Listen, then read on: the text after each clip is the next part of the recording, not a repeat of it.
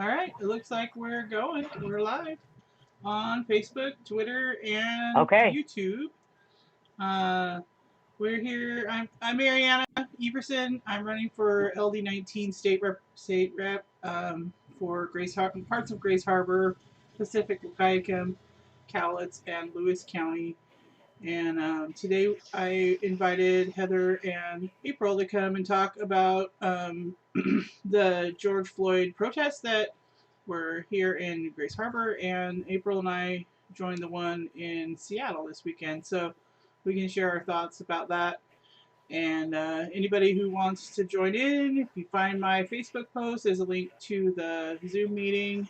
And if you want to private message me, I could probably add that link to you if you're got something you want to say. So that's what we're here for, right? Is to talk to one another and figure out solutions, because that's what I'm all about, solutions.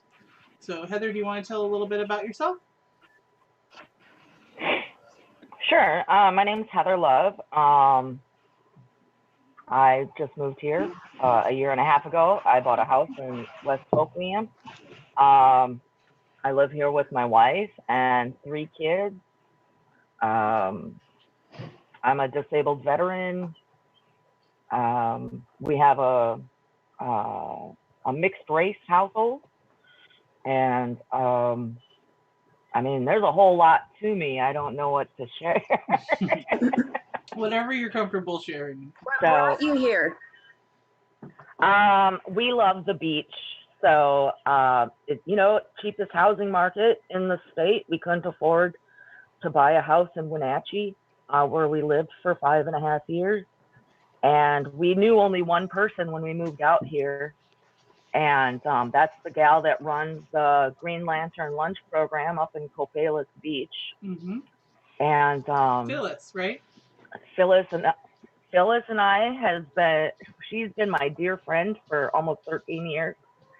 I met her when she was working at the post office, and I had moved out to Moclips by myself, and I was in the Coast Guard, and I was actually commuting to downtown Seattle every morning to go to work to my boat. Because I didn't want to be around people anymore. I had just gotten back from a year in the Middle East, and so I got super cheap rent in Moclips. I had an apartment that overlooked the ocean, and I was set. I was happy. So, we moved out here and found a gorgeous house in town, and honestly couldn't be happier. So, I've worked for the Quinault Nation already. This a year ago, I was the harmful algal bloom specialist. I have a degree in ecology from UW. After I got out of the Coast Guard, my wife has her undergrad from Bastyr in Buddhist psychology, and then her master's from Seattle U in existential phenomenological psychology, and I have no idea what that means. And so I've worked for the nation, and so for like 5 months up there, and I have some native neighbors, which is really awesome to get to really know my neighbors, especially during quarantine. And then last fall, I worked for WDFW for a couple months, doing salmon surveys on the hump tulips and in the hump tulips basin, all the way up to like the East and West Forks and Donkey Creek and stuff like that. So counting salmon and all kinds of cool stuff. And so I work seasonal jobs here and there.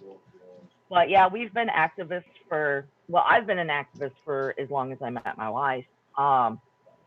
She's been into many things, much longer than me, and introduced me to a lot of stuff. And so, like recycling, I apparently wasn't into that when I met her. And so, but I learned a lot about social issues. I was kind of I didn't have a political background when I met her. I was only 23 at the time. And so she really introduced me into like the importance of things. And so we, started deep diving into the LGBT community in Seattle when we lived there, because we lived in Kenmore, taking our kids out, holding signs for, I think it was referendum 71 at the time. Mm-hmm. I was the Gay Straight Alliance president at UW Bothell for 2 years. I spearheaded this really cool anti-hate campaign on campus for 3 months. I got a couple awards for it from UW, from University of Washington. Nice. Why are you running for something? Right? Because I run out of steam. Oh, it takes I have all these ideas. It's a lot of damn work, I'm telling you. Yeah. It really is. And so I have these ideas and I want to implement them. And then I'm like, 6 months in, I'm like, I think I'm good, because right now, actually, we want to do a nonprofit and I had the idea, I don't know, in August. And I wanted to start moving on it in January.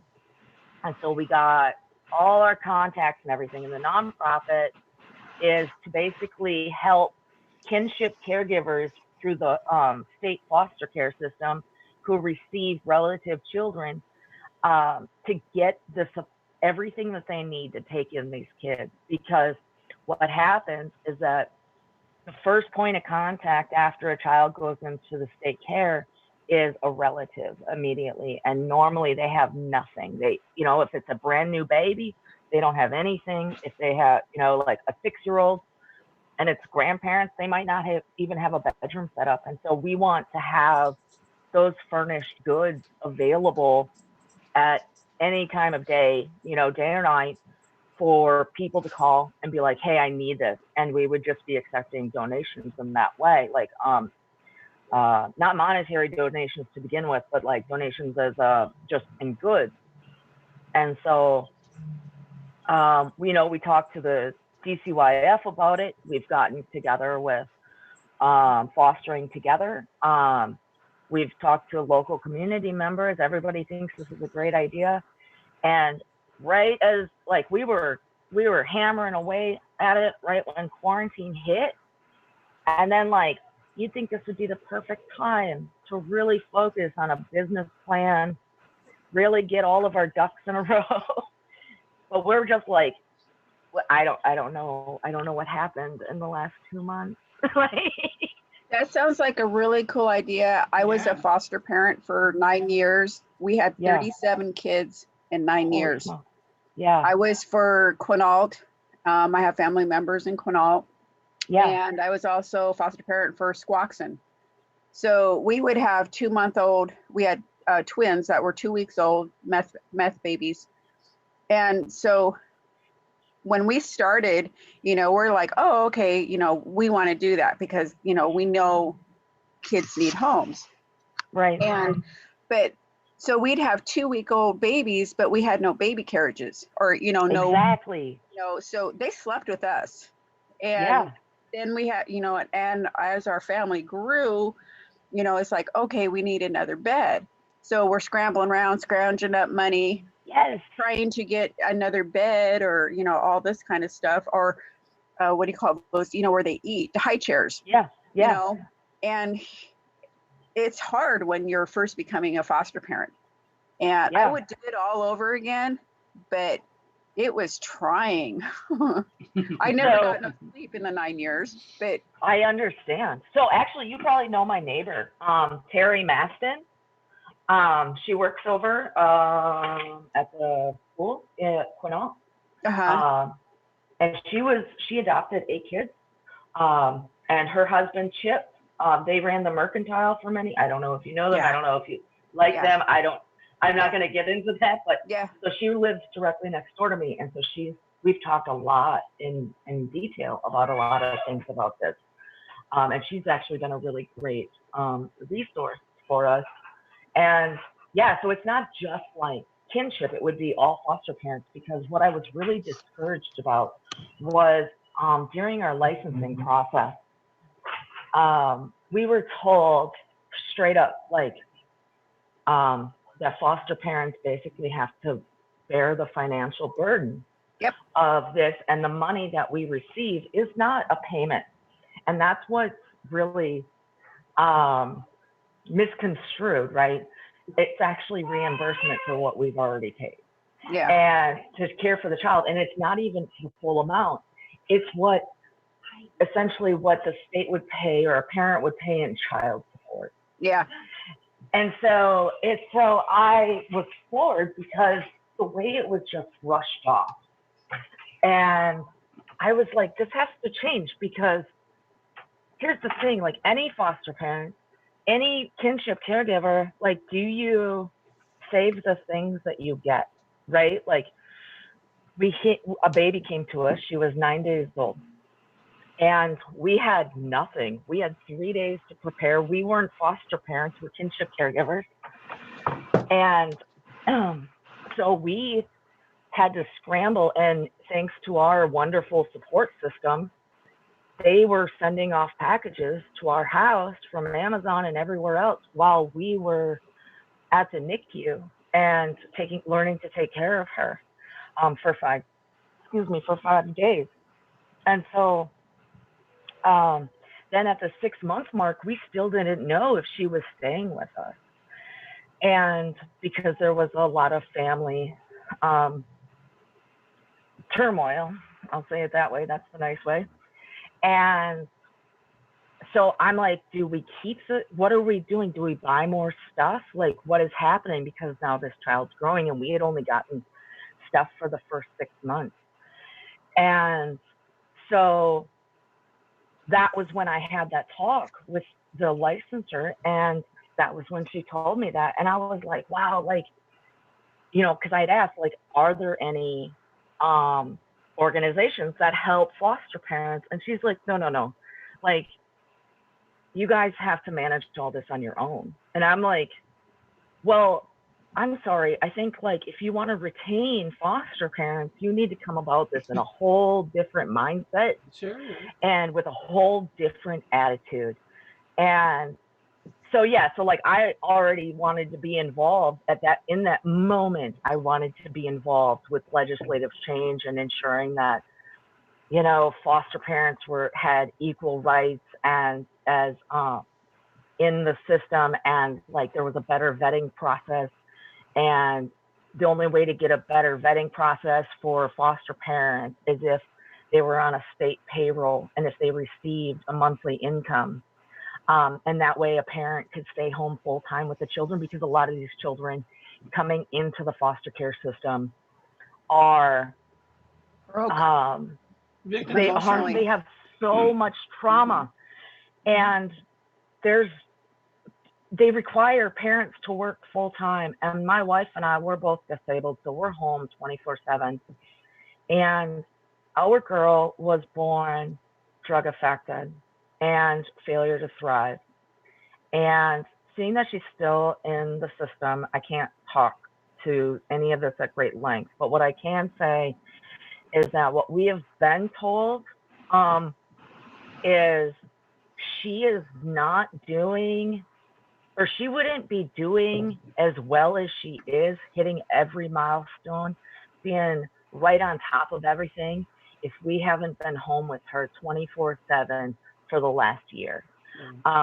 Because they've said, you know, kids that have been put in daycare at such young ages with these problems, they don't have the coping skills. They don't meet the milestones. They don't have the resources that the parents need to provide, because they're only getting a portion of the attention from parents. And so I know I'm hijacking your this is important stuff.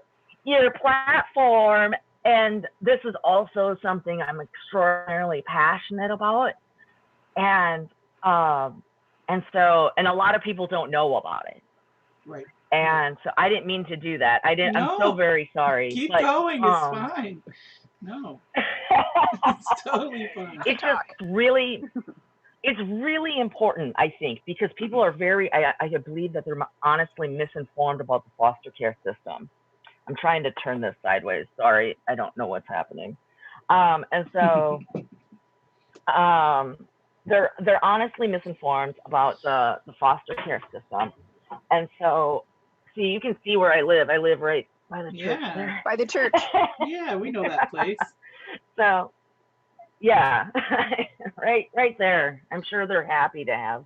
Did you have problems becoming a foster parent because of being gay? No, so that was actually because we have couples here in Grace Harbor that had one in Ocean Shores. I have a friend that's in Ocean Shores that's transgender. Right. And once the system found out, they were denied. They had, that's bullshit. They got everything all, they got baby clothes because they were supposed to get a baby. Right. And, you know, they went all out and, you know, ready for the baby. And then they said, you know, no, because of them finding out this person was a transgender and was going into you know, on the last stage of, you know, transition of what she was going through. He was going through. And so here they are, heartbroken. Now they're not able to become foster parents because of what he's going through. And it shouldn't be that way because, you know, gays, transgenders, if kids need a foster home, they, you know, the state shouldn't say, okay, well, you know, you're transgender, your application's denied. Seem right in the state of Washington. Washington's pretty progressive in that way, I thought. But let's change it. Okay, let's put it on my platform. Yeah. Oh. Yeah, we got to change it. It's, you know, there's so many things that's got to change, and honestly, it's the next generation too. You know, so you know, a lot of these kids that come from foster care, they don't succeed. You know, and that's not their fault, really. I mean, a lot of us, we do the best we can, but some of those kids, they either get moved around, and that's out of the hands of the foster parents. They aren't provided the services that they absolutely need, or they're delayed. And then, or the foster parents that they've been put with are abusive, and they are, you know, harming the children even further. And, you know, that's a reality. And so, it's just, we just gotta, there's so many things to fix. And, you know, there's a lot of minorities in the foster care system. And,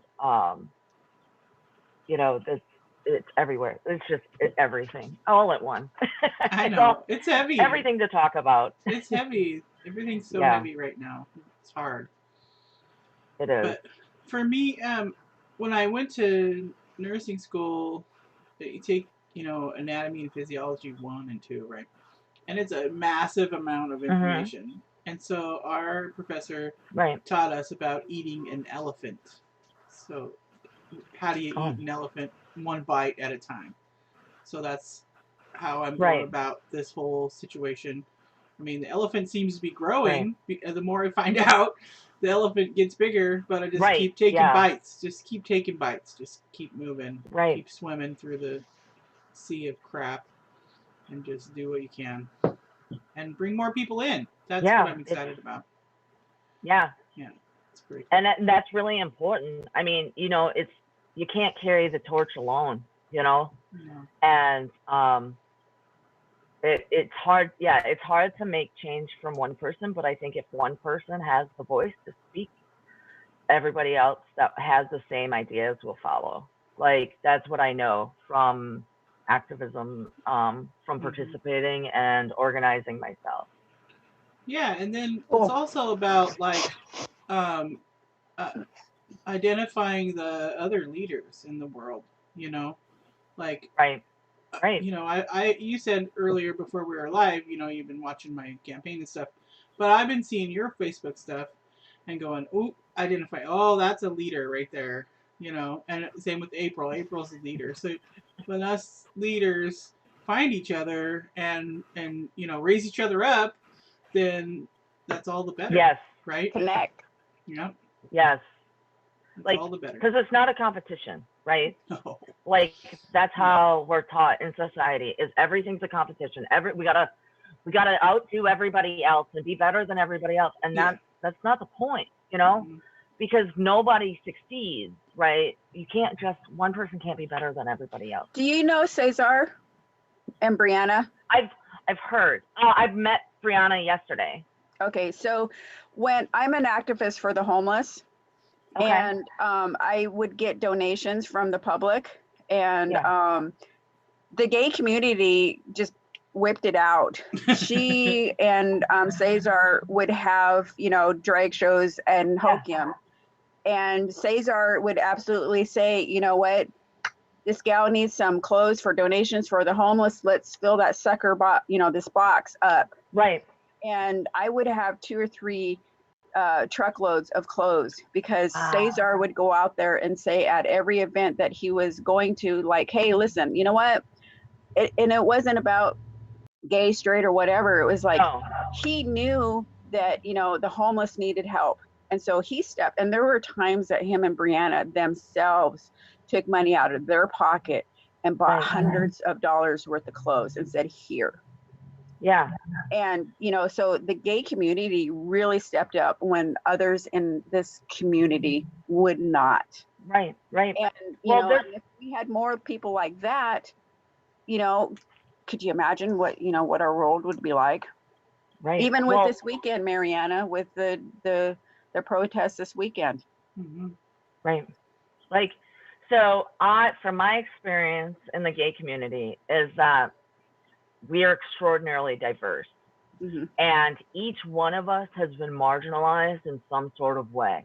We don't just have one thing, because we're not just gay.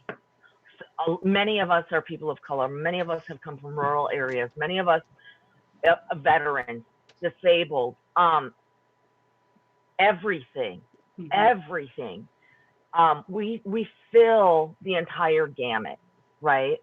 Homelessness, drug addiction, everything, foster care system, success. Like, we hit everything on the entire spectrum, right? And so we're the ones, I believe, that honestly go, oh, I get that because I know somebody that is homeless, or I know somebody, like compassion towards the drug addiction. I know somebody that's a drug addict and sleeping on the streets, right? Or, you know, I'm white, but I know, you know, somebody that's queer and black, and so I want to sign up for their rights, right? Or, you know, that's how I think, like, because when we come together at rallies for gay rights, there's no, like, no one's separated. It's just one big, like, a diverse, everybody's just family falls under the umbrella of LGBT. I know there's a whole bunch of acronyms there, but with my Wisconsin accent and I just get it all, like, it just doesn't roll off the tongue as well. So it doesn't. So, that's some of what I mean, it was more, there was more tension in the air than at Pride, but I felt some of that solidarity that you're talking about in Seattle. Especially when we first got there. By 6 o'clock when we left, it was starting to get a little rougher. But between 3 and, like, I'd say 5:30, I felt that solidarity. There was every rainbow of people there, every kind of person, old, young, you know, able, disabled, you know, brown, black, native. It was everybody. And we were all, it wasn't like the love fest that Pride is, you know, but it was the solidarity. Right. We're standing together. We're not going to take this shit, you know, white people to the front. Okay, here I go, right to the front, you know. And I felt that on Saturday. And of course it took a turn after we left, but I don't think that had anything to do with the people that I was there with. Does that make sense?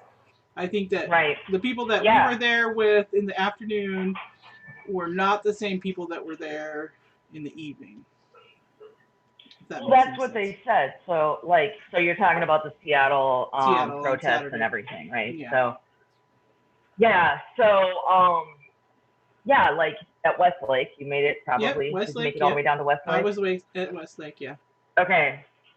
So I was able to finally follow up Saturday night about what had happened in Seattle. And it was alarming because from my perspective, it was peaceful protesters on one side of Westlake getting tear gassed, and on the other side of Westlake was white looters stealing makeup from Nordstrom's, right? But that's, I only get one perspective, and that's the media at this point, right? Because I wasn't there. I didn't see what was going on. And so we were right at the corner where Nordstrom is, and while we were there, people were stopping people from breaking the windows.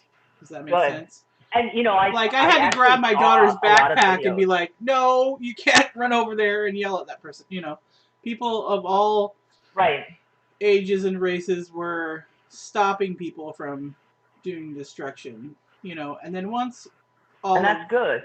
That community we all went home. We saw. I mean, we were literally standing in the middle of this block, and it was really fun. For a moment, this car was stopped in the middle of the road, and they had all their doors open, and they were playing music, and people were dancing and stuff, and that was a moment of like kind of joy. But then I was there with my two daughters, Madison and Mackenzie. They're 15 and 16 years old. Well, actually, almost both 16 in a moment.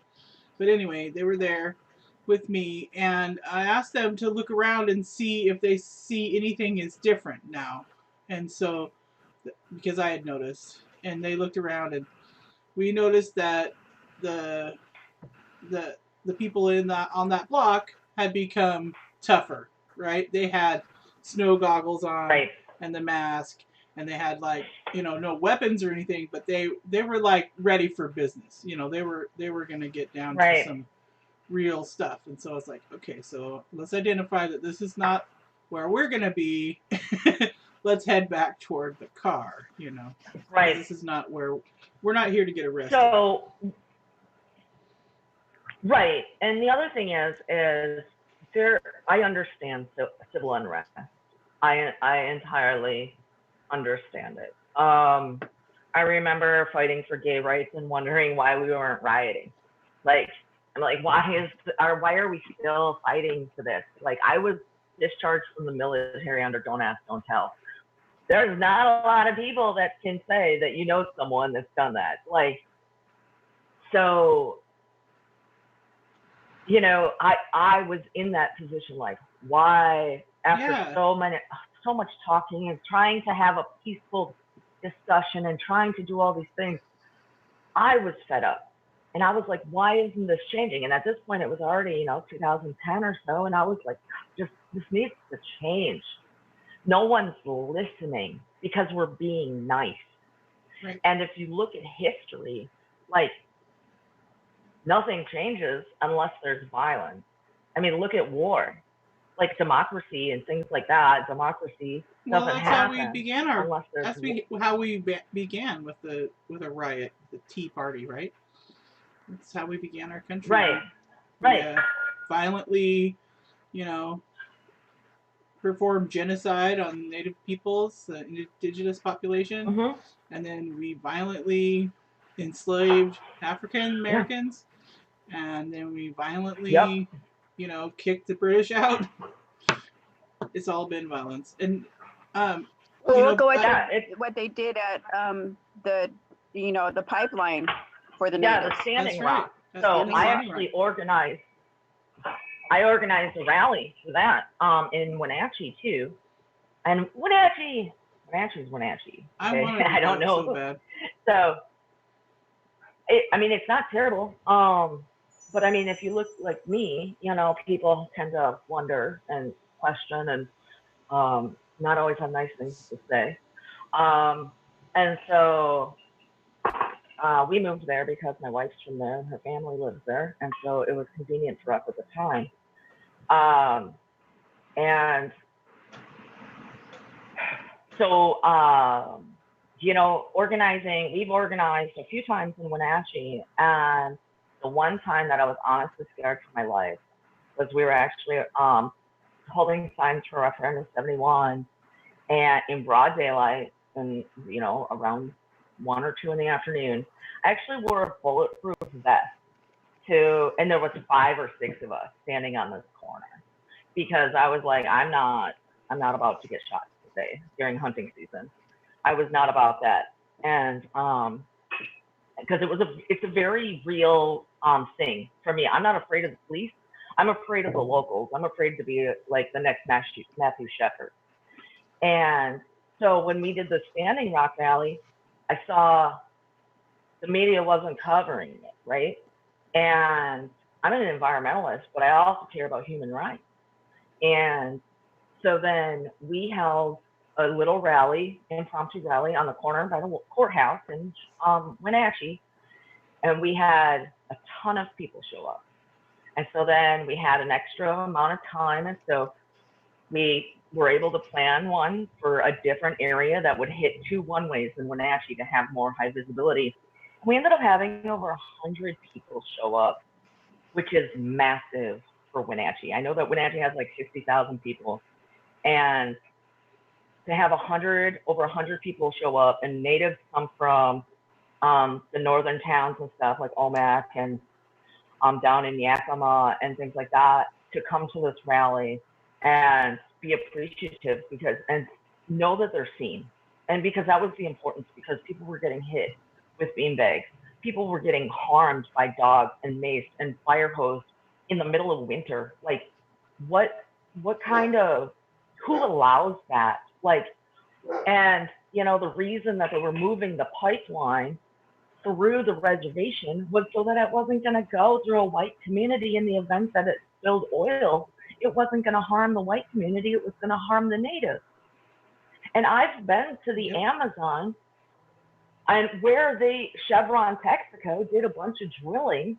We went there 20 years later and started digging around in people's yards, and there was still oil a foot below the surface. And people are dying in the Amazon. So I know what's going to happen in the Dakotas along the pipeline. And why have that happen here? And so I was like, we need to organize. We need to do something. This is our responsibility. And I don't know anybody, you know, so we just put the word out, and we had 100 people show up, and it was awesome. And it wasn't, we didn't have, it was like 50-50 supportive, negative, because people are all about oil and money and things like that, and think that we're stupid. And then, you know, I have a tendency to be slightly inflammatory. And so one of the things that I like to do is have an upside down flag. What it means is title U.S. Code, okay, hold on, U.S. Title Code 10, and it means that the U.S. is in distress. That's all it means. There's no disrespect to the flag. And yet, the reaction that it causes is astronomical. That's right. And it's so insane how people react to it. And that's why I do it, because I know that they're going to look at me, and they're gonna, I mean, I was, the first night that we rallied, I was nearly assaulted. Everybody actually saw this guy running towards me in the dark, and they made a circle around me so he couldn't hit me because he started screaming. And it got really crazy. And so, you know, and like, we just needed to get the message out. We needed to help, you know, so we organized for Standing Rock. There was a bunch of caravans going out there. So we got donations and all food, clothes, everything for people to go out there. We got tents, tarps, so that, you know, somebody was coming from Bellingham, they stopped in Wenatchee to pick up all the goods. They took it out to Standing Rock to stand with the water protectors. And, you know, it was really important. You know, it was, yeah, so Standing Rock, I'm very familiar with it. And another thing, you know, that's the problem.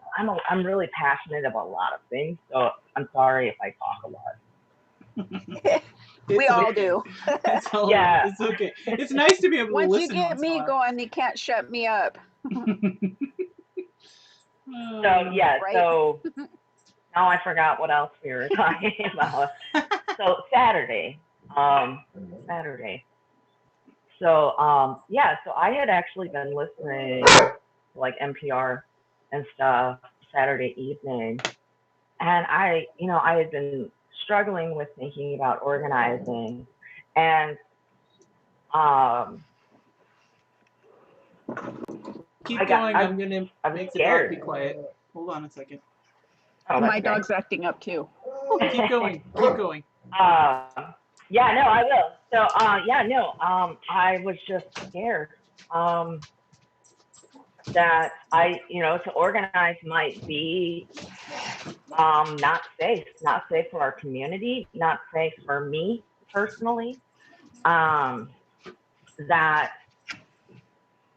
I mean, just, with people lately being anti-maskers and showing up and storming state capitals fully armed and no one doing anything about it, I'm like, I don't want anybody to exercise the Second Amendment right while we're just organizing. And like, I understand civil unrest. I totally get it. I understand it. Because it's gonna happen. It's because voices aren't heard, right? And right now, a lot of white people are focusing on the looting and the rioting, and it's like you're missing the point, right? They're like, oh, Martin Luther King didn't riot. He didn't condone the riot. And it's like, and they also killed him. Like, peaceful protesters, they also killed him. Like, how did a lot of natives were there because of John T. Williams was killed by a cop. Right, so right. People were asking, well, why are you natives here? Well, we had somebody die from a cop too, Yeah. And so we wanted to show support that not only Black Lives Matter, all lives matter. Right. And a person shouldn't have to die at the hand of a cop. Right. And the more I seen as the days went on about how this gentleman died, was not only was one cop standing on, had his knee on his neck, but four of them, on his neck, on his back, on his knees, and on his ankles. And he was handcuffed. Right. So it's like that he was already handcuffed. He had no need to die. Right. A wood carver was shot by a Seattle cop. That shit should not happen. Right. No, I understand. When you talked about Martin Luther King, it reminded me of something someone taught me a while back, that Martin Luther King Jr. may not have been as effective as he had been without the Black Panther Party at the same time. Right. You know what I mean? Right. Only the peaceful protest may never be enough. And that was 52 years ago, and we still haven't freaking changed anything. That was 52 years ago. Right. That we did that. Our parents went through that or whatever. And so, no, so shit's got to change. And I totally support people sustaining this movement, until something changes, because it didn't. Right. We elected our first Black president, and shit didn't change. We're still there right now. Nothing changed. It didn't change. And it's worse now. It's not like that was it's worse. It's check like the box. It didn't. We fixed it. Check the box. We voted in a black guy. No, it didn't. It didn't change anything. We have to change people's hearts. All and together. Back to MLK. People assume, because there's a lot of in school with history lessons and MLK Day and Black History Month. A lot of it is written in whitewashing, right? So that's where white people are rewriting history books. And not sharing. They're sharing the white side. They're sharing what they want to share. They're sharing what they think is the good thing. Their story. Exactly. And what they don't know is that, you know, the Birmingham riots weren't like just people out there rioting, and somehow Martin Luther King also made change because of the civil rights legislation that was introduced. No, what happened is that the Birmingham Police Department planted bombs at the motel where he was staying and at his brother's house. And that's when people started rioting. And then JFK was like, oh, this wasn't a good idea. I think I need to get involved. And that's when he got Martin Luther King on the phone and was like, okay, what do we got to do? And now I'm ready to talk about some sort of civil rights legislation and get this through Congress now that the city is burning down. Like, that was the only time the federal government heard anybody. And so, like, and that's, I know that it, you know, people are upset about rioting and things like that. And looting is a little excessive, but we're being looted right now. We were being looted right now, our entire country, with the stimulus package. It totally, you know, $500 billion was taken from our treasury into these corporations. That's the real looting. You know, we got what, $1,200 to try to decide whether to pay the rent or get some food. So, you know, the real looting 90% of these businesses have insurance. Yeah, that's what I said. I said the other day, like, make the insurance companies pay. They're got all the money. Let them pay out their claims. Yeah, that's, who cares? Exactly. They'll build a new building. People need to stop. The police brutality needs to stop. And I mean, and it's not just police brutality, but it's like people feeling that it's okay to kill Black people, like, or any person of color. I do want to mention though, we got to be careful when we say all lives matter, because that's a very, very conservative thing. Mm-hmm. What it is like, it's persons of color matter. Like, anybody who's not white. That's a very huge distinction, because then there's the all lives matter and the blue lives matter, and they're trying to undermine the experience of people of color. So that's Native, that's Black, Hispanic, Asian, everybody. And so that's, I think, I just wanted to bring that up, like, to not make sure that there's a very clear distinction there.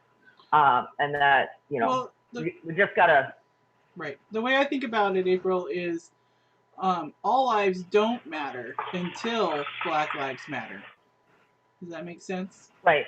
Like, we are not treating our Black, Indigenous, and people of color with equality, and so their lives don't matter until all lives don't matter until Black lives matter. Does that make sense? And I think the only reason that this, you know, like this, because of this protest this Saturday, think about all the people that have died, that were not being filmed. Right. So, you know, this guy was filmed being, you know, as he's dying, you know, so just think about all the people that had died by cops, and we don't know about it. So how many out there have died by cops? That's now, I'm not saying all cops are bad. No. Right. There are a few that are, and we all know. And but the problem is that the good cops know who the bad cops are, and they don't do enough to stop them. Like that one gentleman standing there watching this guy die, the Asian guy standing there watching this guy die, and somebody that was filming going, why are you standing there letting this happen? Right. You know, then you have the cops that were in Spokane on the news that actually kneeled, you know, with the protesters. Right. You know, so those are the good cops, and you need to weed out the bad cops, so this doesn't happen again. And I wanted to show my daughter, that, Black Lives Matter, and that we wanted to take a stand, and that I believed that the protest started out safe, and it was respectful, and we had a bunch of drummers down there. We were down there drumming and singing. And then when things started getting violent, it's like, okay, I don't want my daughter seeing this part of the rally. People, we were there when they bombarded 2 cops to get on the freeway. And I told my daughter, no, we're not going on the freeway. And at that time, some of the protesters were hitting on the cars that were on the freeway. These people were just trying to go home, do whatever they were doing, and they got hit with hundreds of people that got on the freeway. And so I started yelling, because we were on the overpass. I started yelling down, let them through, let them through. So then the rest of the people that were on the overpass started yelling down, let them through, because it only takes one voice for somebody to say, this is wrong, let's make it better. So then the whole group that was standing with me on the overpass were yelling at the people down on the freeway, let these innocent people go through. You don't need to be smashing up their cars and windows, and then people were doing damage to, other cars that were, could you imagine going to your car and it's, on fire? And we have insurance, but that's different. It's the person was innocent, was probably home watching TV or watching it all on news, and then sees her car or his car on fire. That's that's entirely different, right? So personal property and personal lives being harmed is one thing. Public, okay, destruction of property, taking it out on government property, things like that, that's really excessive. But people need to really rein it in when it comes to other people. You need to be cognizant. Even if you're so angry and you're rioting and you've got into the mob mentality, you don't hurt other people. You don't hurt personal property. That's someone's private park. You don't hurt your allies. Sure. Because you're alienating your allies. And that is but that's there's also painful. For me, and there's also the fact that a lobster doesn't shed his exoskeleton until he's uncomfortable. Nothing changes until people are at least a little bit uncomfortable. So I think it's a good thing to make people a little bit uncomfortable right now. They maybe even a lot uncomfortable. We're not going to have any change, right? We're not going to. It's good to have the conversations with people to help them understand what's making them uncomfortable, right? We have to keep having these conversations, but it's a good thing to get a little bit uncomfortable, because then we can change. They could.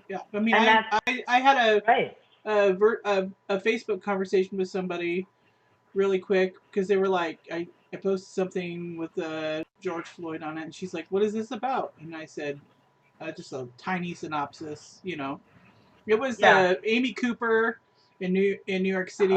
And George Floyd with Chauvin's knee in his neck. And I said, it says this turns into this, right? Exactly. And so she was like, what is this about? So I did a little bit of explanation, and then I posted the 2 videos, and she watched, and then she was like, I couldn't even finish watching it. I'm, and this is somebody who is not part of this activist community, somebody I just used to work with, who isn't in my bubble at all, doesn't see the things I see on social media or in the news that I watch or whatever. She just sees mainstream news and that sort of stuff. So when I showed her the video of what happened to George Floyd, she was changed. She was like, what can I do? And so Yeah. it's just a matter of having those, because somebody needs to get just a little bit uncomfortable, Right. and then they'll see the light kind of comes on, I gotta open this window. Right. So this last week, I had actually only seen the Amy Cooper, Christian Cooper thing first before learning about the George Floyd thing. And I believe, my personal philosophy is that I'm in a perpetual state of learning. And so I had posted it and I shared my opinion. And my opinion was that I personally did not agree that she actually lost her job. Because there's some weird fine line about social media and not posting your personal opinion on social media, and then people losing their jobs when they're not on the clock. And so then a couple friends of mine who are that are Black, they were very patient with me and they took the time to educate me. And I thought myself as pretty progressive, and but to actually hear their perspective, like, hey, you're wrong, like her behavior, because I'm like, I totally understand that he could have been killed. Like, her freaking out was, I'm going to call the cops so they come here and kill you. Like, that's it. Like, that was what I heard, right? That's right. But at the same time, I was like, it's not her fault it's on social media, but it's also her fault that she said it. She's right? in public. And I think, right. But I think about like white supremacists, white nationalists, all those people that don't lose their jobs, that don't have any problem getting away with whatever they say, right? Running over protesters in Charlottesville, like all these things are, I was at the Chelan when we lived in Wenatchee. I followed the Chelan County Emergency Management, and which was under the sheriff's office.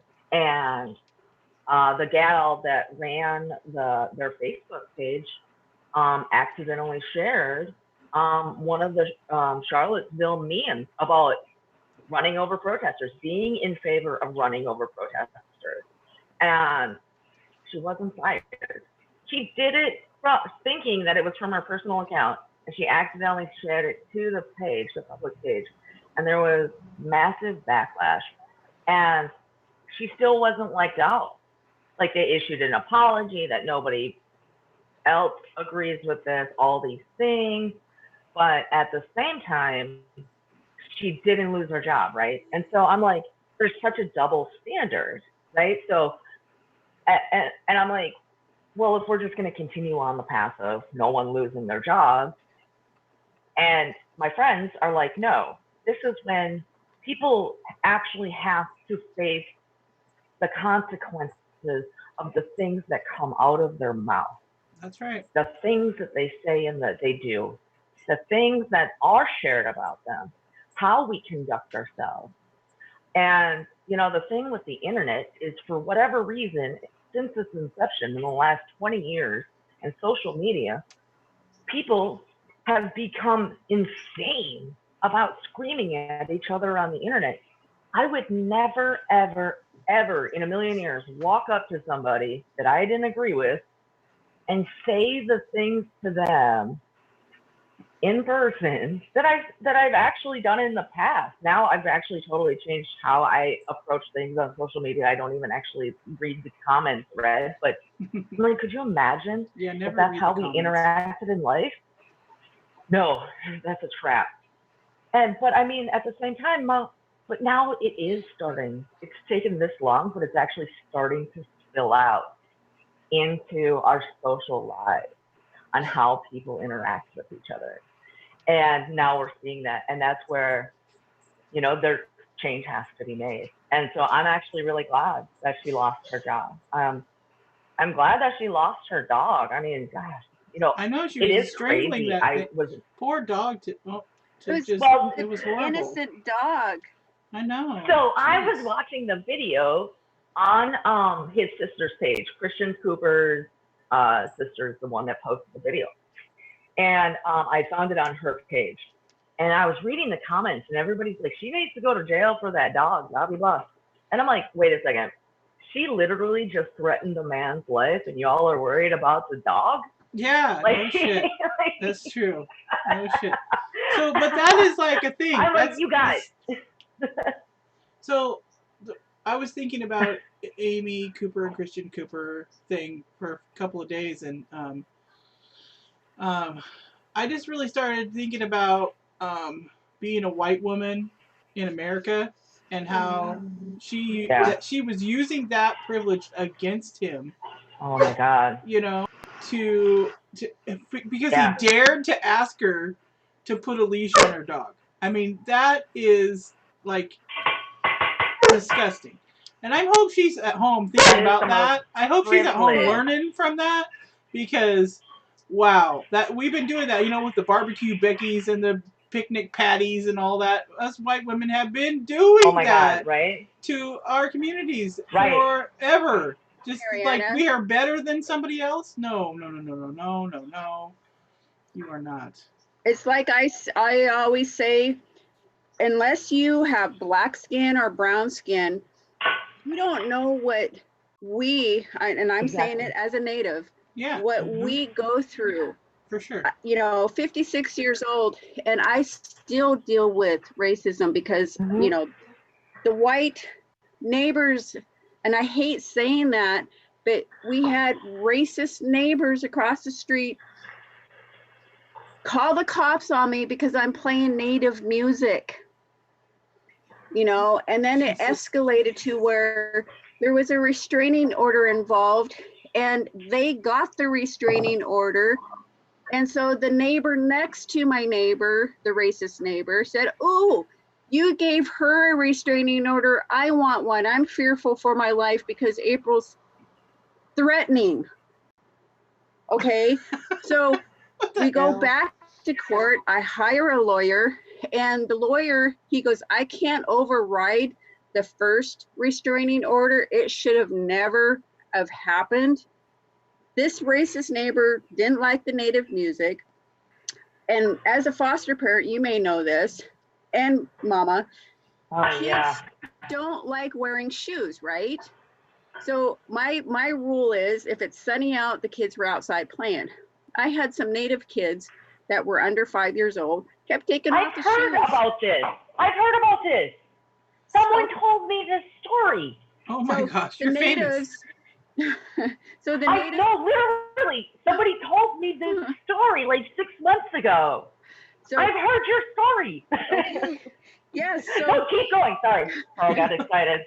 So the neighbor called CPS on me because the little boy would keep taking off his shoes, would take off his pants and run around in his diaper. And I got tired of putting clothes back on him and shoes back on him. And so I would let the kids run, you know, the little kids run in the backyard. So she called CPS. So CPS lady gets there, mind you, she's only hearing that side of the story, right? So, oh yeah, this lady's letting her kids run around. She ain't feeding them. She ain't dressing them. They're running wild around the backyard. And as a foster parent, you have to have rules, right? So my backyard fence, the gates, they had locks on them so the little kids couldn't get out. Yeah. Right? My backyard is probably a size of just a little carport. It's not a huge yard, right? So the lady, the CPS lady, comes through the front door, and she's, you know, and she's wandering around saying, "We got a complaint about, you know, child abuse here, and or neglect." So she, you know, talking to me, and she's looking around the house, and she goes, "Okay, so I would like to look at your backyard." So we walked through the house. We went to the backyard. I opened the door. She's like, "This is it. This is it." And so she looks at the gates. I had locks on the gates so the kids couldn't get out. They couldn't reach it anyways, but I had the locks on the gate. And she's like, okay, I find this, you know, she determined it was unfounded or something like that, some legal word. Right. But this lady, because I'm Native, or, you know, and she didn't like Native music and whatnot, she made my life a living hell. She was granted the restraining order.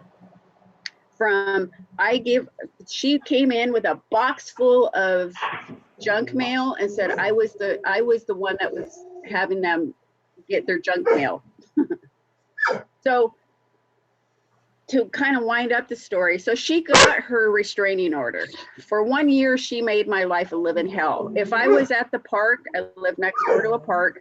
If I was at the park, she would literally walk over there, stand in there while we're playing basketball with the kids, stand there, get on her phone. Yes, this is so-and-so. April Obi's breaking her restraining order. What? I'm fearful for my life. Oh my God. And she would do crap like that. So then the next guy, the other owner, is like, oh, I want a restraining order too. So we go to court and hired a lawyer, and he's like, no, you are not getting your restraining order. And the one that had the restraining order, she should have never gotten it either. But I can't override this judge's ruling. Right. So, oh my, wow. I'm so sorry that happened to you. And it's like, it shouldn't bother people what skin color we have. No. But it is still to this day, you know, Marianna, the crap that I went through 2 years ago with this homeless stuff. That's you know, it was about the homeless. It wasn't about me being Native, but somebody in the council made it Native. Right? It shouldn't be about because I'm Native. It should have been about the homeless. But they made it racial. So we have to like try to do what we can to like shut that down. And part of that is like changing the subject, like just pivot to the real thing. You know what I mean? Like, oh yeah, I'm Native, cool. Pivot over here. We're talking about homeless people, right? Because I was just talking in a class that I was taking about people are probably going to attack my appearance as I'm a running for office. They're going to talk about me being overweight, right? And so, fine. You just noticed, oh, I've been this way my whole life. You know, who cares? So we talked about like acknowledging and then pivoting to what? Okay, but now we're talking about people experiencing homelessness. You know, now we're talking about the George Floyd. No, we're not talking about me. We're talking about just pivot to the thing that you really need to talk about, because giving any energy to what people are saying is not okay. You know, I mean, it's not okay, but it's giving them more attention. You know, and that's what they're looking for. Right. And I'm not saying that I'm not saying that it's not valid what you're feeling. You know, you can say, well, okay, you're a racist asshole. Okay, but now we're going to talk about homelessness. You know what I mean? It's like, just, it's not okay for you to talk to me like that. If you want to talk about this other thing, then I'm open to that. But I'm not going to talk to you about the color of my friend's skin or, whatever. Did I hurt your feelings? Ooh, no. Okay. No, I think that it's important too that, for everybody to be able to share their story at some point, because it validates what's happening in our community. I didn't know what to expect when we moved here. I didn't expect that it was going to be mostly Trumpist. And so it wasn't always. I'm happy. So, I'm happy to find my people. Yeah. It wasn't always, so, and that's one of the sad things, is because I don't know. I'm not some expert or anything, but my experience living here my whole life is that it wasn't. There was like the whole good old boys club and stuff like that, but people were mostly, good Democrats. You know what I mean? Grace Harbor and all of the, coastal counties. They kind of rode on that wave of the New Deal and FDR and all that stuff. And we voted in President Trump in our county in 2016. More people voted for Trump than for Hillary Clinton. And that was the first time that Grace Harbor went to the Republican since like 1928. So wow, yeah, it's a matter of like our income inequality, right? It totally is about that. It's about people having lost their jobs, Democrats not having stood up for the working class for the last 25 years or 30 years, and people needing something different. And Trump looked different, and so were trying something new, and now they're good old boys club stuff has come to the forefront, and that's unfortunate. yeah, But I it's don't like think the that the big, majority of people that live here are racists. You know what I mean? I really, really don't. I don't think they're right. actively non-racist enough yet, but I really don't think that most people are racist here. But it could be my white privilege speaking. I don't know. I think that one of the things that definitely happened with Trump being elected is that big rock that we hid all of the ugly sides of America under, he lifted it and let everybody out. Oh, so everybody is like all out with their alt-right conservative ways and ultra racism, and we worked for so many years to jam them all under there and not have a voice. right. And he just let it out, and now we're screwed a little bit for a little while. Well, we have to deal with it. That's the thing, right? We have to deal with... Hey, Logan, I'm on a live stream. It's okay. He's like... He can join in. He's like our one. So we didn't want to take him to the rally yesterday because he would be like our token black person to take. He's half black, and he's our 22-year-old son. And we didn't make him go because we're like, well, we're not those people. And we're not like, look, we got one right here. Look, we're proud of him. No. What? Super allergic to oh, yeah. But yeah, so I know that it was yesterday, our rally here in Hopewell was mostly a white demographic, but which is a good thing because I didn't want to put people of color on display. That was one of the things.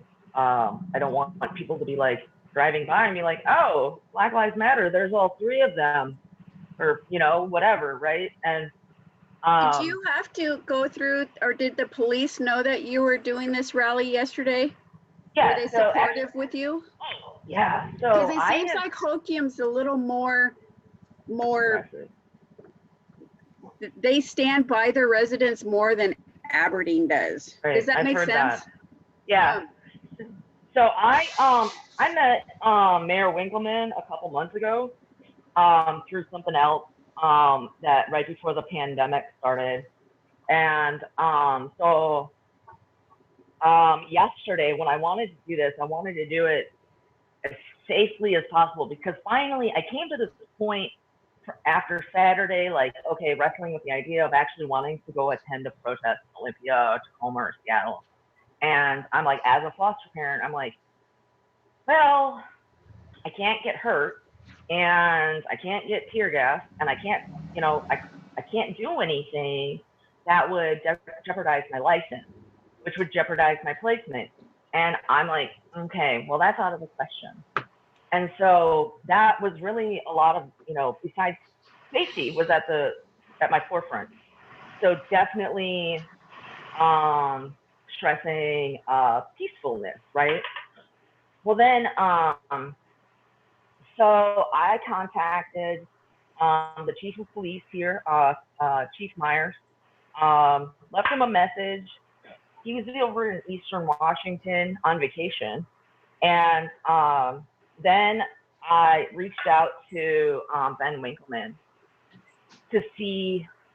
So I reached out to the chief first because I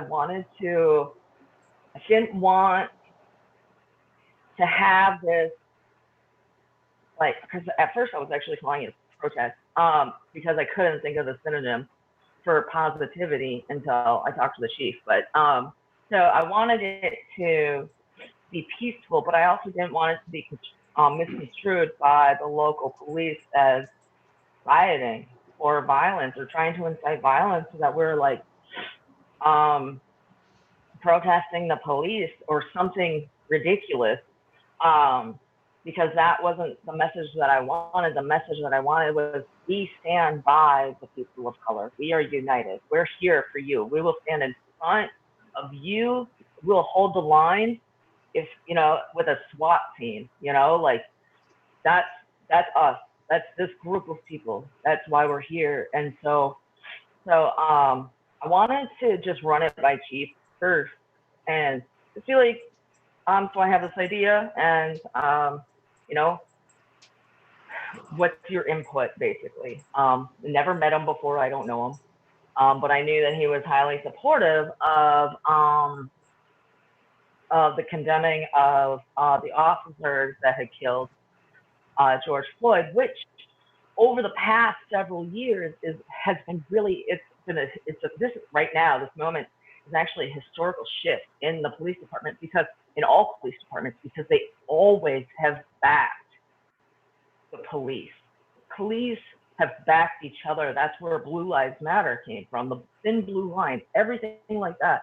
They have always backed the police, and then they're like innocent until proven guilty, all these things. And so for a lot of police chiefs speaking out right now across the nation and going, that was not right, is a massive historical shift in what has always been happening. And I recognize that. And so I wanted to be on his radar.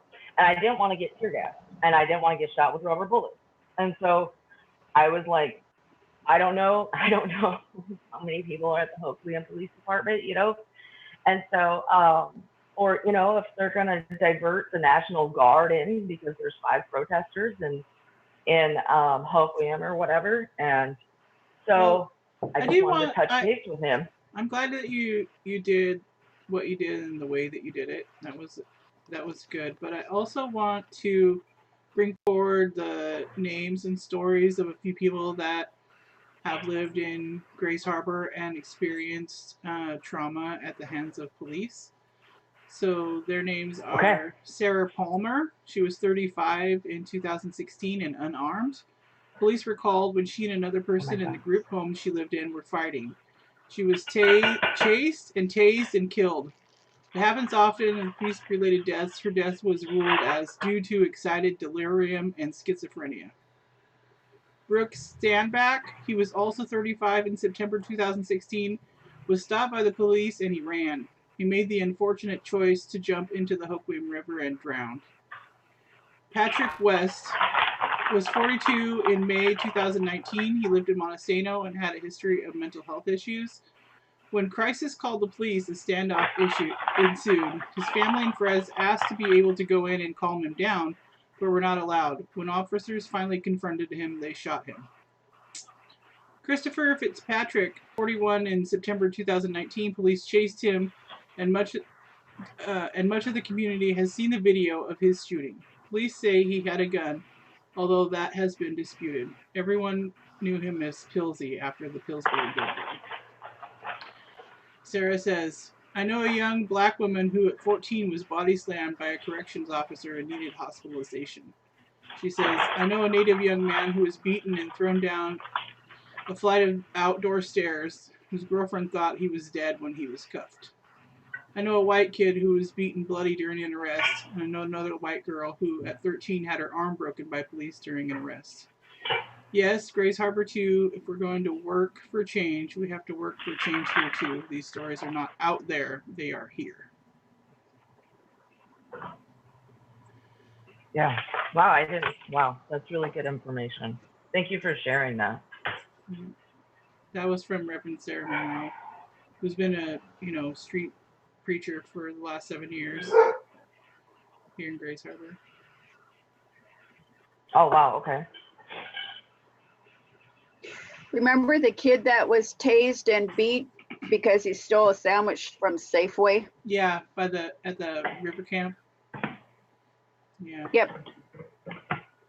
I don't He was beat so understand bad that he was unrecognizable. I don't understand the why it seems to be okay to beat the shit out of someone just because they ran, or kill them, like shoot them in the back. That's been happening. Like they shoot after people when they're running away. Like, don't they do police work where they like investigate and like go find the person and arrest them later?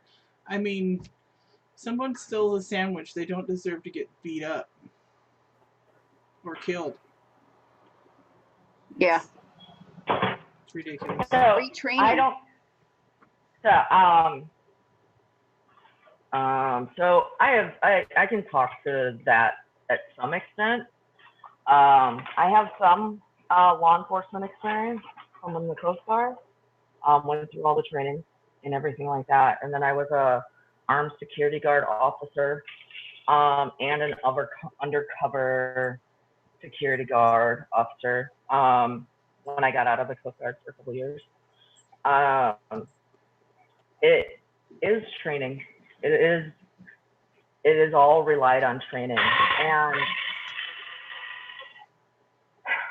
they train people to do that. They say, yeah, shoot after them. Is that no? or They lack don't, of and training? that's the thing. It's people don't follow the training. They don't. I want to like. It's really like it gets to an emotional standpoint, right? So if you think about some cops, like they're really hyped up on like adrenaline, right? Because holding the gun is very powerful, right? It scares people, gives you a lot of power, and so when you're an officer in a uniform and you're expected to be listened to, and people do not listen to your orders, and you're trying to control, right? So it's a power and control situation. You want to control that person, and they're not responding verbally and things like that. And like people suddenly, like, because they're in this mode to just want to control and have power over somebody who they think is less than them, right? Whom they're actually supposed to be defending, they make poor decisions, right? And so they just start. They don't use their training. They've lost right? control of if somebody themselves comes in up, the situation, right? They've lost control of right, themselves in and the so situation, instead so of then they feel like they have to, use power Yeah. over. That's so something that like we use in mental health. I'm a mental health nurse, right? right, So that's something we use in mental health is like we do not exercise power over with our clients. We exercise power with our clients, and so that's exactly. something that sounds like the police department could use a lesson in is power over versus power with. Right. So one of the things that like we were heavily talked about, like discussed in the military, because it looks really bad when the Coast Guard shoots people, when they're just out doing boardings because people aren't wearing life jackets, like is de-escalation techniques, right? And a lot of people don't use those. A lot of police departments don't rely on those for whatever reason. And for the use of force, it's an actual continuum. Like if somebody comes at you with like their hand, like you can only use like mace, right? And then like if they have, or you can use a baton or If they have a knife, you pretty much want to mace them, and then you can probably baton them and then draw a weapon on them. But like, your weapon is always supposed to be your very last stand, unless, or like your very last defense, unless you know for a fact that your partner is going to be harmed. Not even really yourself, but your partner. Like, if your life is in danger or somebody else, you know, then, okay, I draw out. Like, that's it. That's just how it's going to be. You draw down on the person and you hope that the situation works out, but you never fire into somebody while they're running away. That totally defeats the purpose. If they're fleeing a situation, it's like chasing somebody in a police car, right, who's fleeing a scene in their own vehicle, and then they freaking kill a whole bunch of other people because they were cruising through traffic at 90 miles an hour, when they could have just gave up, just been like, all right, we don't want any lives. We got their license wanna... plate. Yeah, we'll find them later. Like, so it's... And it's all speculation. I thank you for sharing your experience and your training, you know, with us. Maybe we should have right. This and actually, when I with a police when officer. I talked to the I talked to the police officers yesterday, and I talked to Chief Myers, and you know, they expressed the same thing, is that, you know, that they ensure that their police officers here have adequate training, and you know, that that the use of force policy is always, you know, at the forefront of their mind as to how it's supposed to be used. And I was listening the other day, and a police chief somewhere else in the country had mentioned that, you know, it's really hard to get in and become a police officer. It's really hard to do that. And it's also really hard to get rid of police officers, even the bad ones. Mm-hmm. And so when you have somebody like the officer that killed George Floyd, who has numerous complaints on his record with Minneapolis PD, who's actually been a part of other murders of unarmed Black men in Minneapolis over the years. He wasn't even prosecuted by Amy Klobuchar, and so that looks bad, really bad for her right now. So she won't be our vice president, I hope. No. I hope not. Definitely not now. And you know, it just, like, he made a really great point that, look, you know, I probably, you know, I have bad police officers and I can't get rid of them because I'm fighting the city, I'm fighting the union, all these things, and they're not letting the leadership, a lot of places aren't letting the leadership actually control the situation. So one of the solutions the police department. One of the solutions that I heard that they're trying to do in Minneapolis, they have been trying for, and in other places, is to, you know, just like doctors and lawyers and other professionals, to require policemen to carry their own insurance against their license. Oh, wow. Right? To carry their own insurance. And then the insurance companies, you know, you do enough violations, the insurance company's not going to continue to cover you, you know, and then you're done being a police officer. And it also takes the cost of, like, you know, those suits that they sue the police department or the city or whatever when a police officer does a violent thing to their family members.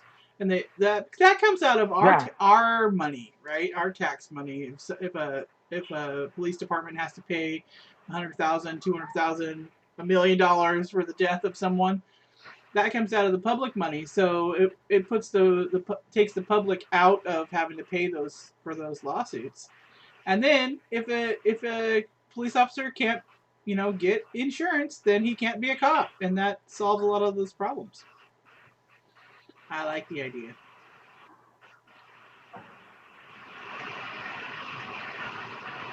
April. Was it? Oh, come on.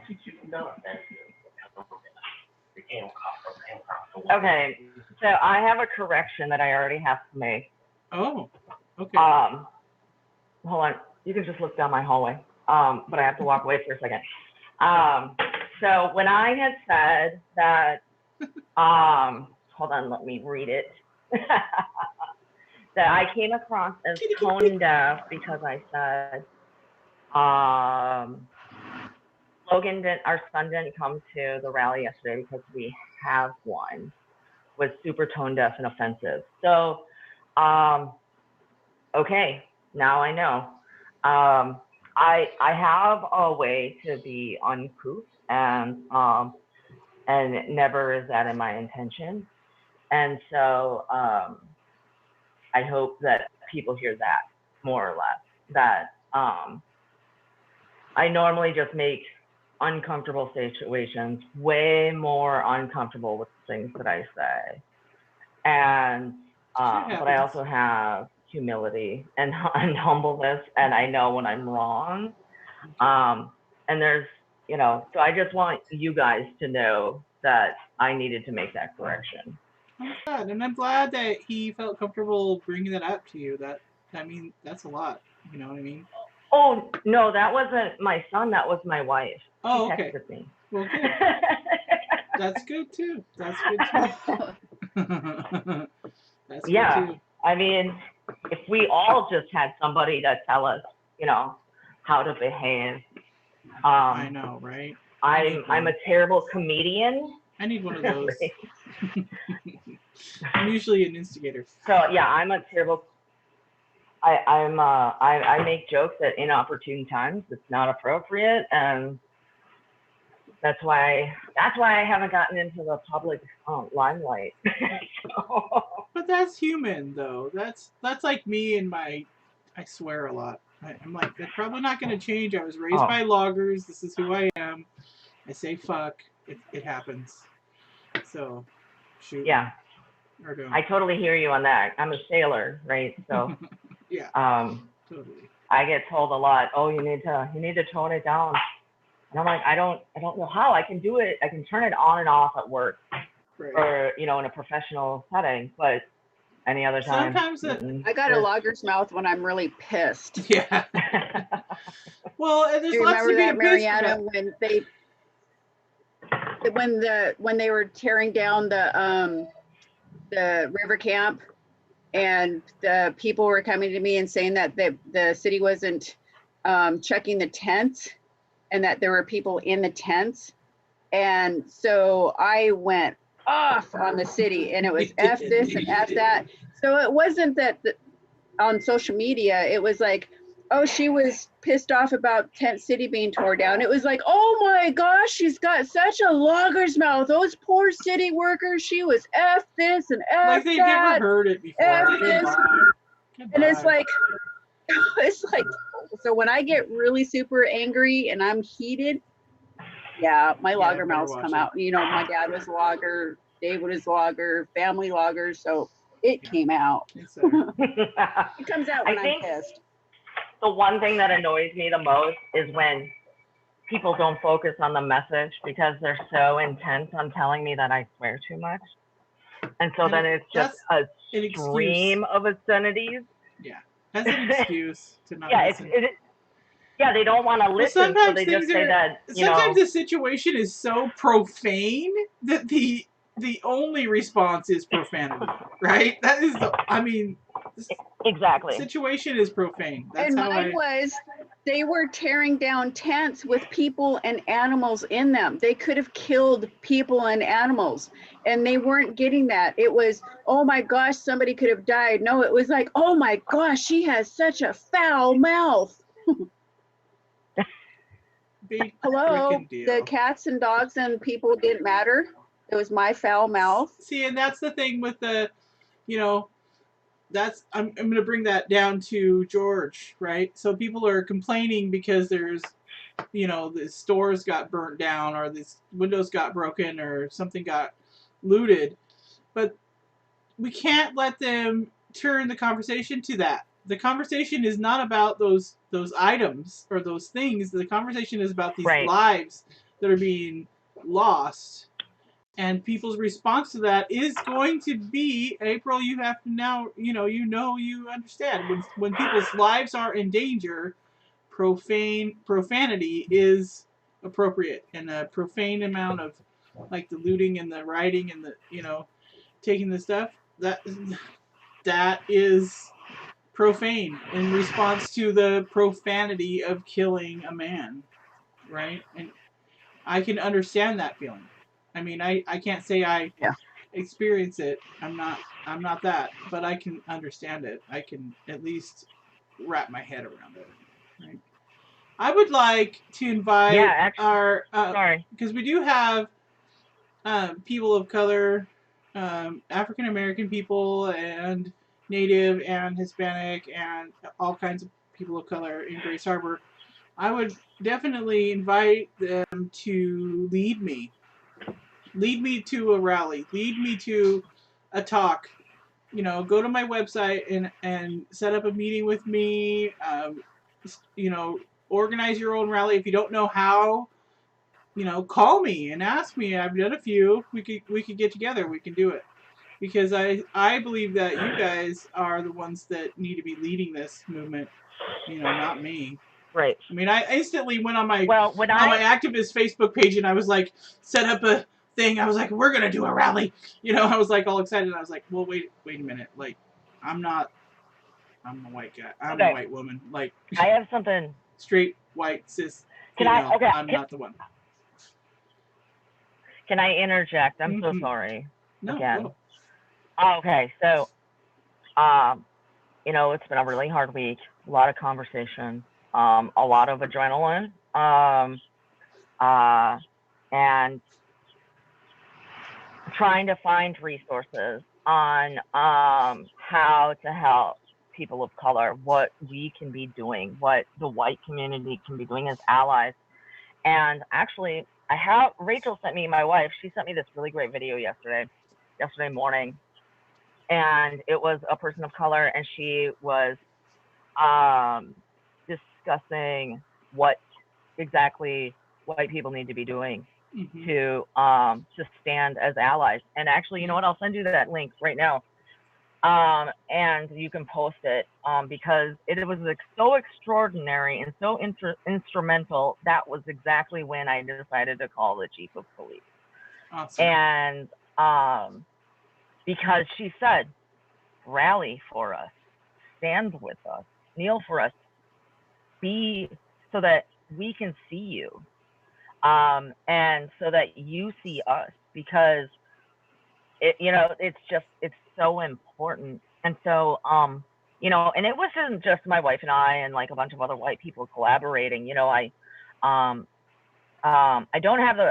didn't explicitly get the permission to give the name of the person I collaborated with, but it's somebody local here in the harbor. And so I gave her a call, and she told me what to do. And she was like, no, this is what I would like to see done. And this is somebody that set me in my place earlier in the week. Nice. And so I'm willing to listen. And that's the biggest thing, is that we have to be willing to listen. We do not have the lived experience as people of color, that we, no matter what, we still have privilege. That's right. And so I'm looking for this link. And so I got her, I asked her, like, hey, what is it that you think? Like, what should we do? What should we say? What should we, she's like, oh, I don't want to go. And I was like, no, I'm not asking you to go, and so because people are scared, and that's understandable. And so it was,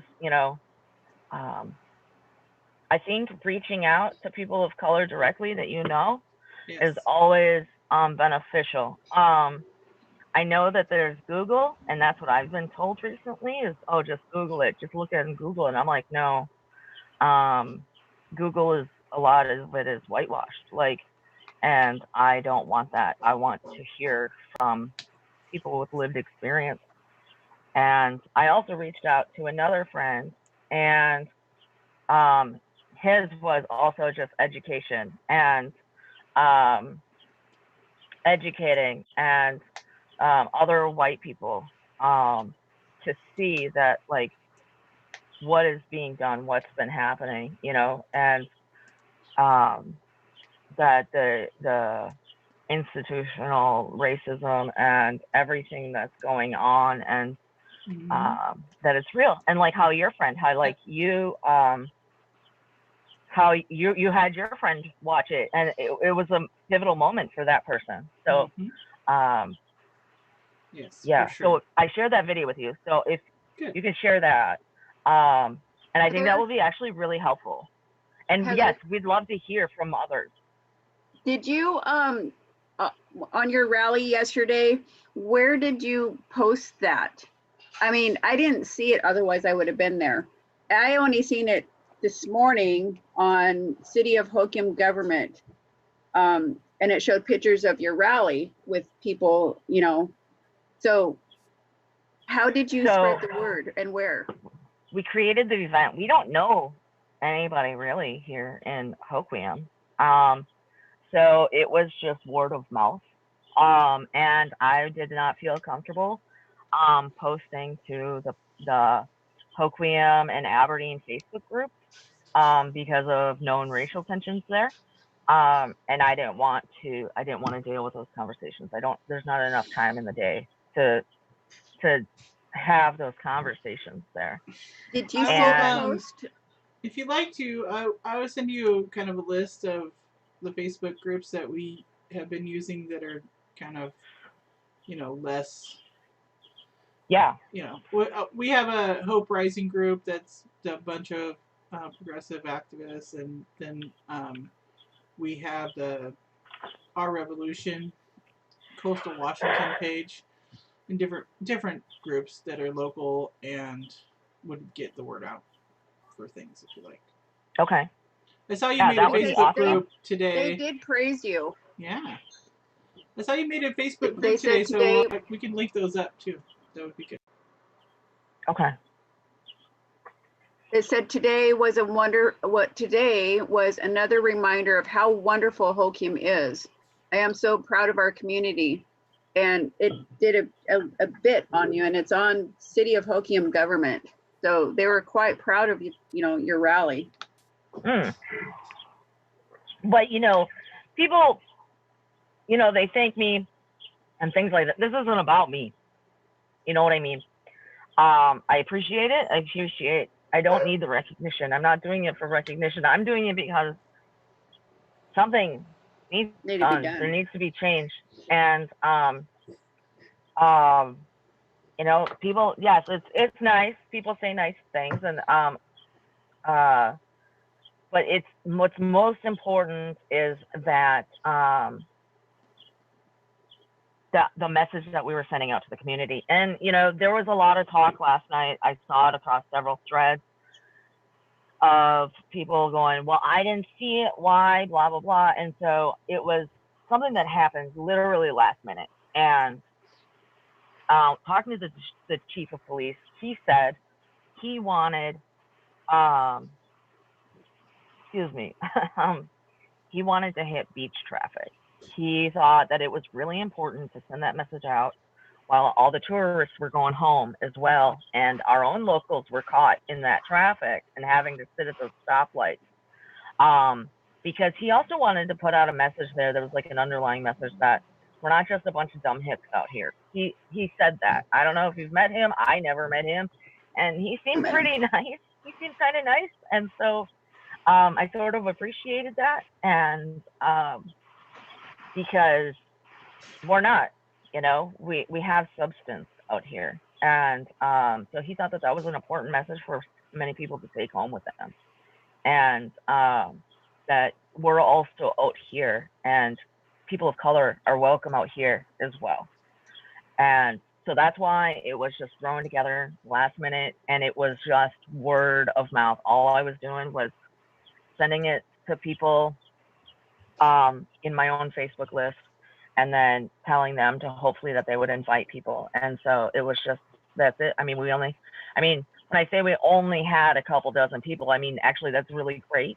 considering that a lot of people only heard about it within the hour before it started.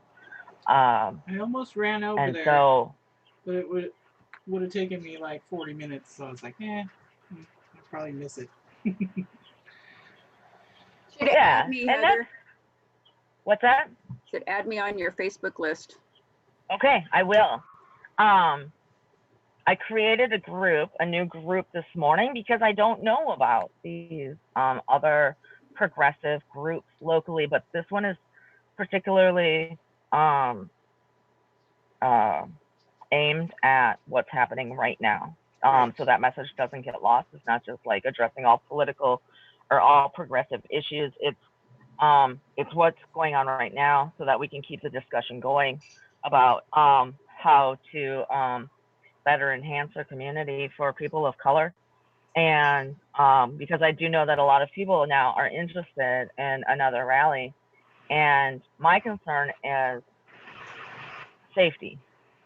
I don't want it, like, people ask why it was only an hour. Well, that's like the most ideal time.